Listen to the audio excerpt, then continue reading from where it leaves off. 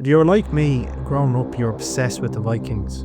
From a notorious show, Vikings and the Last Kingdom, their pride, courage and heroism is something we see reflected in other great pieces of cinema, like King Theoden in Lord of the Rings or Maximus in Gladiator. But seeing it amongst these people who actually existed, who did actually participate in these feats, hit home for me even more. It made me want to be one of these people.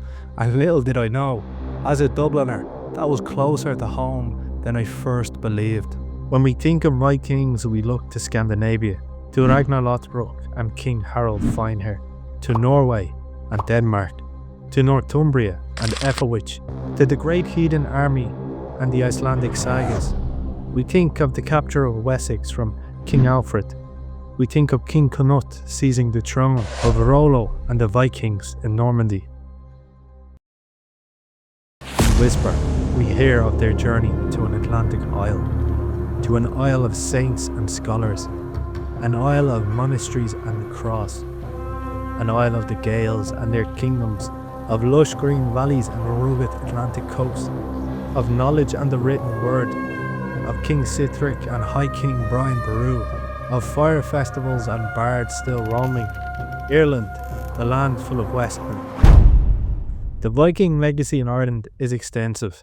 Unlike England, Ireland was never fully conquered by the Vikings. However, their legacy endures, and I'm not just talking about the Viking splash tours. We can look to Dublin, Waterford, Wexford, Limerick, Galway and so on. Their cities were so successful that the Gaels flocked to them. And after decades of mixing and sharing cultural heritage, we got a new edition of the Gaels, referred to by academics as Hiberno-Norse, but known more infamously as the Norse-Gaels. In the book Dublin and the Viking World, Professor Howard Clark, Sheila Dooley and Dr. Ruth Johnson transport us back in time to medieval Dublin and their Vikings. Their story goes as such.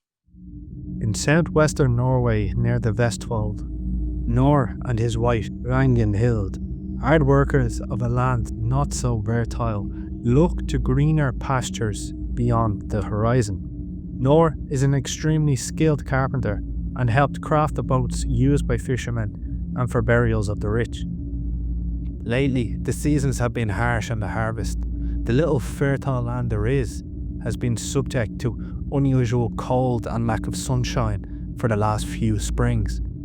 Life gets tougher. Even the strong are being broken. Nor hears of talk from his friend Leif that the chieftain is funding another voyage west. Leif says they can find their wealth. Nor would be happy to fund more materials for his trade.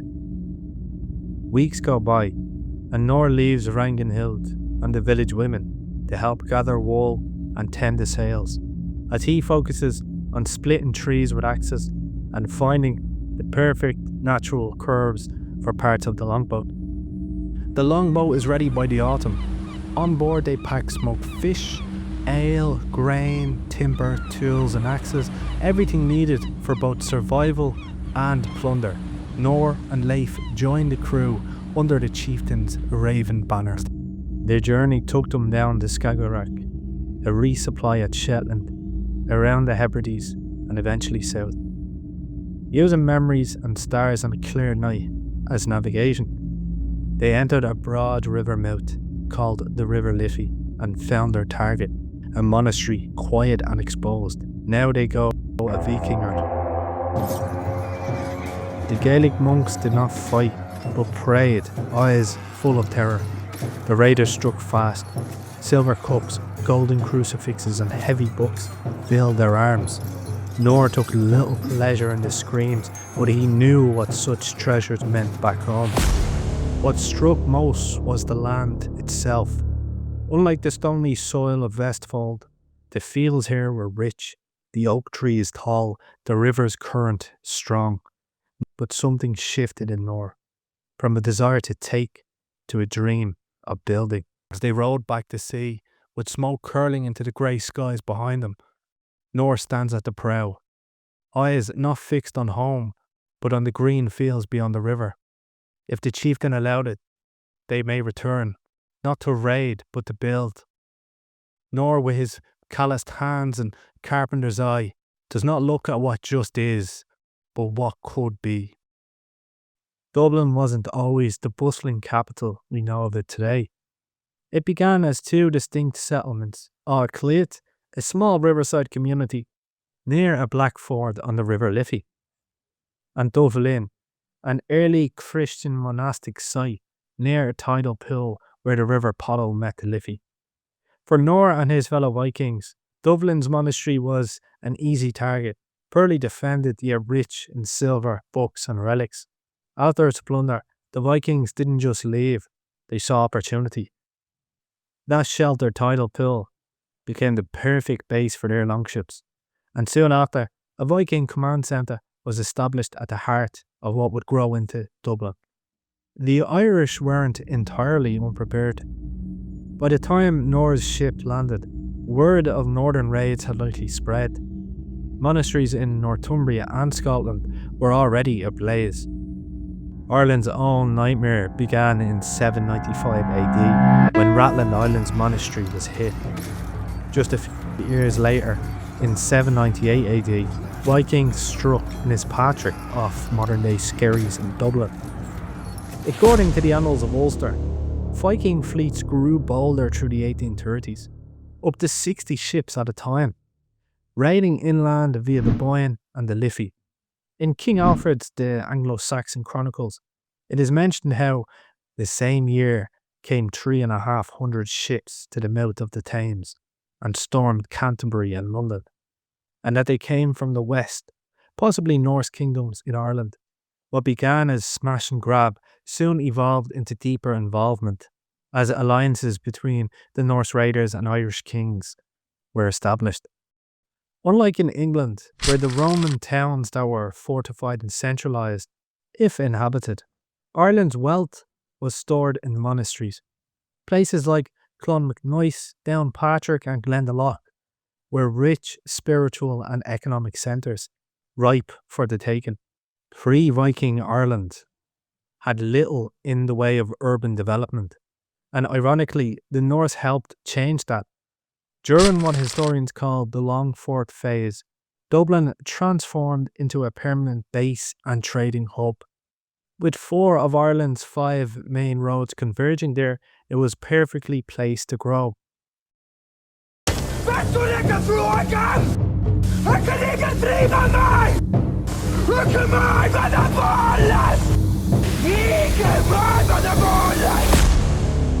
We can say, although certainty is elusive, that the Ívarr mentioned in the Annals of Ulster is the infamous Ívarr the Boneless, or Ívarr hin Bonellosi in Old Norse.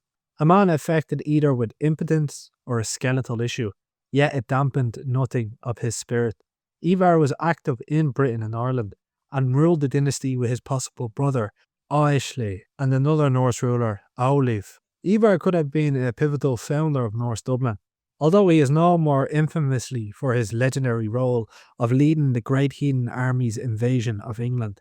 The Annals of Ulster mention that in 857 AD, Ívarr and Olaf, 2 kings of the Norsemen, came to Ireland, and it also mentions in 873 AD, Ívarr, king of the Norsemen of all Ireland and Britain, died.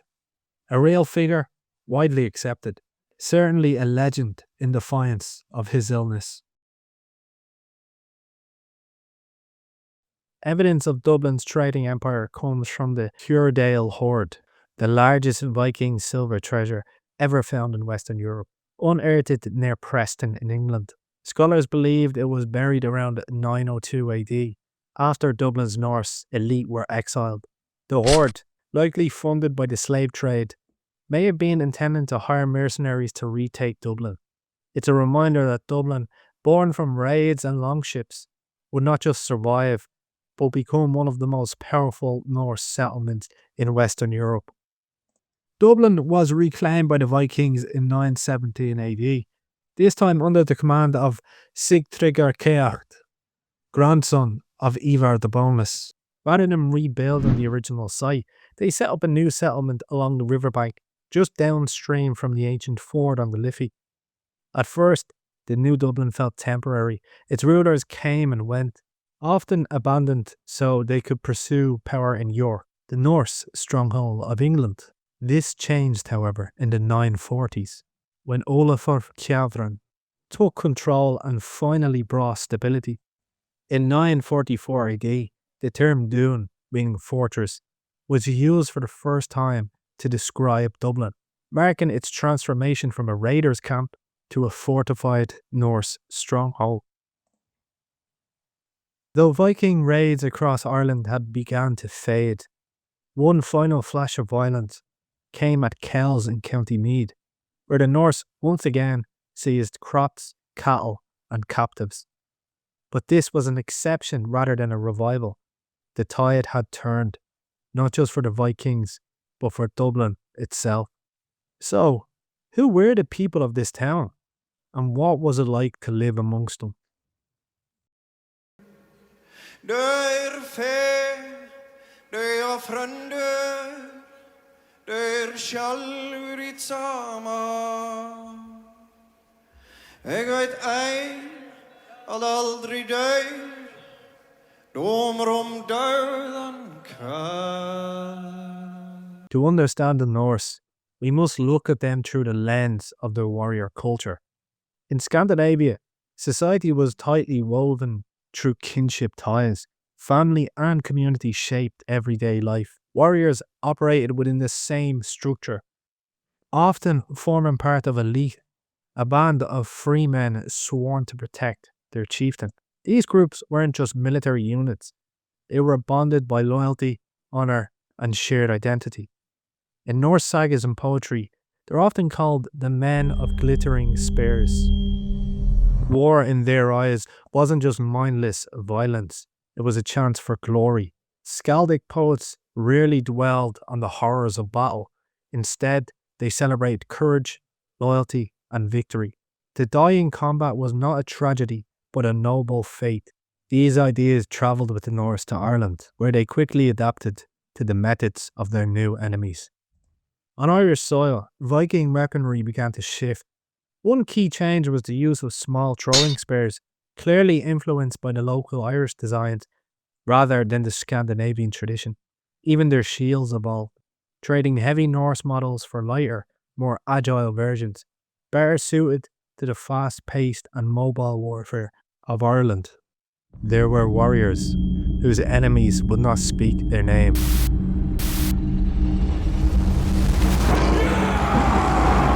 Wolves who howled in the name of Odin. Frenzied men-beasts who would break free from their flesh, the Ulfednar, and the sons of bears, Odinic elite guards, those who go berserk, who cross the plains to the other world and embody the spirit of the animal they seek to become, the berserker. Behind this psychedelic frenzy commanded by Odin, there was rationale, as these cold and calculated decisions were the groundwork for economic activity, raiding, trading, and settling for wealth.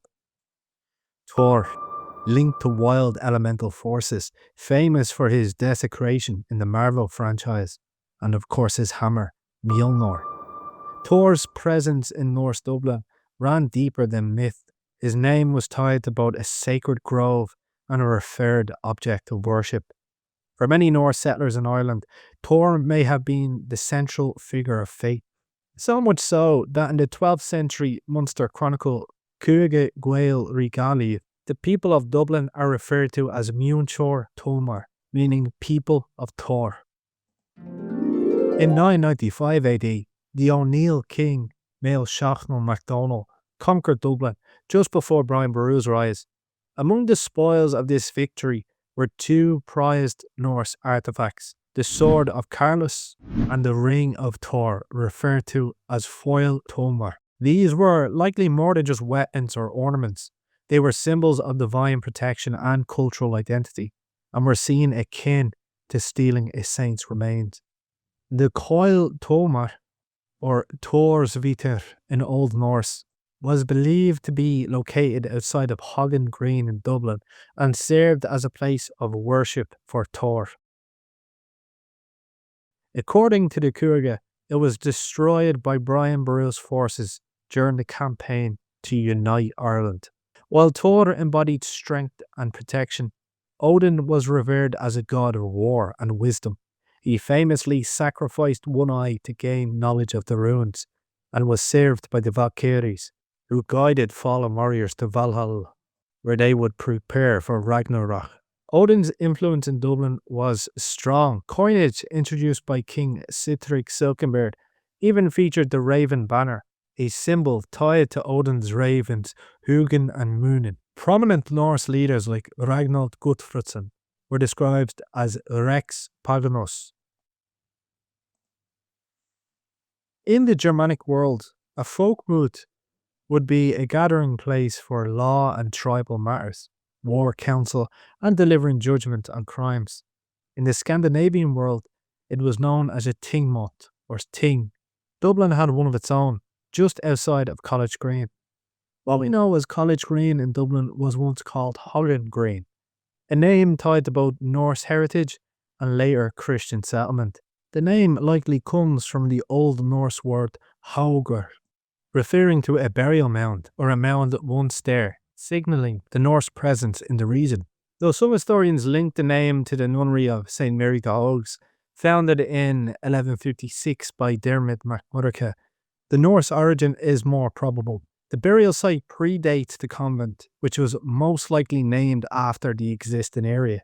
Without a central state or a unifying church like Rome, law in Norse society carried a religious weight. Crime wasn't just against a person, it disrupted society itself. Justice meant restoring balance by returning to the old and proper ways.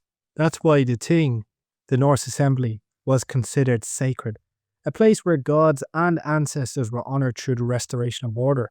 It wasn't just legal, it was spiritual. Even after Christianization, the Ting's authority continued in a secular form. Its legacy lives on today. Many Nordic parliaments still use Ting-derived names like Althing in Iceland and Storting in Norway. For years, people mistook the Hog's mound for the Tingmot, assuming the mot meant mound. But in a 2005 article, historian Sean Duffy clarified that the Tingmot was actually a separate site just outside Dublin's Eastern Gate, west of Hogan Green and straddling modern Dame Street. Duffy explains that the moat comes from the Old English word moot, meaning meeting, not mound. The Tingmot was still functioning as a judicial site during Henry II's visit in 1171, when he used it for his law court. Its location outside but near the city and close to burial grounds showed the power and sacred status the Ting held in Norse Dublin. The long reign of Sigtrygg Silkenbeard, the son of Olafur Kjavr, proved to be a turning point in the history of Viking Dublin in a number of ways. Half Irish, half Norse, he could probably speak Old Norse and Middle Irish, and was part of the decades-old Christianization that had occurred amongst the Northmen. He presided over the flowering of the Norse-Gaels of Dublin. Sigtrygg, recognising the importance of trade with England, modelled Ireland's first coins of Anglo-Saxons. He also established the Christian diocese of the now infamous Christ Church, done soon after his pilgrimage to Rome in 1028 AD, with its Benedictine monks taking vows not in Clonmacnoise or Glendalough, but in Canterbury in England. Perhaps the single biggest event in symbolising the fall of the Viking Age in Ireland was a battle at the gates of Dublin, on the north side, what we call Clontarf, in which we see the fall of the Emperor of the Gaels, Brian Boru. The 13th century Norse saga, Brennu Njals, concludes with the Battle of Clontarf, where the killers of Njal finally meet justice. In a chilling and mythical moment, far away in Viking-held northern Scotland, 12 Valkyries are seen weaving a gruesome tapestry, a web made of human entrails, strung across a loom built from skulls and weapons. In Norse mythology, Valkyries, like the Morrigan of her Celtic brethren, choose who would fall in battle. In this haunting scene, they foretell the death of Brian Boru, the High King of Ireland, linking myth and history with dramatic finality. The saga delivers its grim prophecy in verse, and the Irish will long suffer from a sorrow that will never grow old for men. A chilling prediction of our fate right up to modern history. Similarly, on the Irish side, a member of the She, a fairy woman called Ívarr, appeared to a member of the Munster clan, the Dalgash, Dunlang O'Hartigan, foretelling disaster awaiting to happen. Death for the clan's elite, including High King Brian Boru. She promised them all life in the land of eternal youth, Ternanog, instead of marching into battle. One can see the wisdom of the She in this case. As for what happened next, sealed the fate of Ireland for millennia to come. The Battle of Clontarf in 1014 AD can conclusively not be summarised by a sovereign struggle between the foreign Norse and the Gaels. It is better summarised as a provincial leadership struggle between the King of Munster, Brian Boru, and the King of Leinster, Mael Morda MacMurrocha. The Vikings, though a massive part, were ultimately secondary to the rising power tides. Leinster was comprised of a Norse-Irish alliance, King Sigtrygg of Dublin, a Viking army led by Sigurd of Orkney and Broder of Man, and Leinster King Mael Morda MacMurrocha, acting ultimately as a revolt against Munster superiority. On the 23rd of April, on Good Friday, the armies of Brian burned their way across Dublin, from Fingal to the village of Howick. Sigtrygg watched from behind his fortified defences. The clash finally happened at Clontarf, as Norsemen pull up on the shore and are reinforced by Dyflin's fleet coming from the south. By the day's end, between 7,000 and 10,000 warriors lay dead, their bodies strewn along the coast and fields near Dublin. Though Brian Boru's forces claimed victory, the cost was devastating. Brian himself was slain, not in the chaos of combat, but praying in his tent by the Viking Broder, long after the tide had turned. His son Murkid also perished, alongside a long list of nobles and kings. Leinster's king Mael Morda fell, as did Sigurd of Orkney and Broder, who paid for his murder. The battle was so dramatic that it was recorded throughout the Gaelic and Norse world. In the Orkney sagas, it is written, "The battle took place on Good Friday. No one would carry the Raven banner, so the Earl had to do it himself, and he was killed. King Sigtrygg ran away, and although King Brian won the victory, he lost his life." Though the Irish emerged victorious, it was a bittersweet win. The Viking power in Dublin was shattered, but so too was the dream of uniting the Gaels from Cork to the Isle of Skye under Brian. In one day, Ireland lost not just its king, but the future he had tried to forge. A future that was lost to ages past and set the groundwork for the next millennia of defeats. Though the Viking power had diminished leading up to the battle, it was this final significant victory that is associated with the end of Viking Ireland.